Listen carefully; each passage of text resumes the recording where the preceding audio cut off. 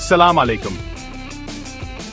आज हम रमजान के दूसरे अशरे के बारे में बात करेंगे जो कि मग़फ़िरत का अशरा है।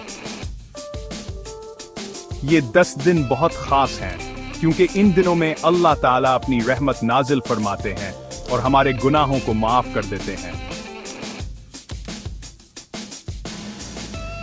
दूसरा अशरा मग़फ़िरत का अशरा कहलाता है।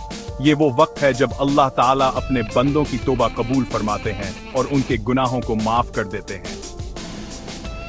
ब्रेक टाइम, ये हमारे लिए एक सुनहरी मौका है कि हम सच्ची तौबा करें और अल्लाह ताला से माफी मांगें।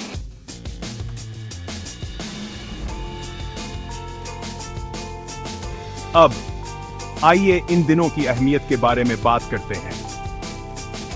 सबसे पहले ये मुआफी मांगने का बेहतरीन वक्त है। इस इशरे में अल्लाह ताला ज्यादा माफ करने वाले हैं, तो आइए इस मौका को हाथ से ना जाने दें। फ्रैंक विज़दीन। अगला ये वक्त रहमत और बरकतों से भरा हुआ है। हमें इस मौका से फायदा उठाना चाहिए और ज्यादा से ज्यादा encounter कर चाहिए। Sovs Gods Fondegila Staigo and Birdie Khali and Bizangazin try it. इन 10 दिनों में हमें किन चीजों पर तवज्जो देनी चाहिए? सच्ची तौबा और इस्तिग़फ़ार से आगाज करें। जितना हो सके कुरान पाक की तिलावत करें। ज्यादा से ज्यादा नमाजें पढ़ें और दिल से दुआएं मांगें। ज्यादा से ज्यादा खैरात करें और जरूरतमंदों की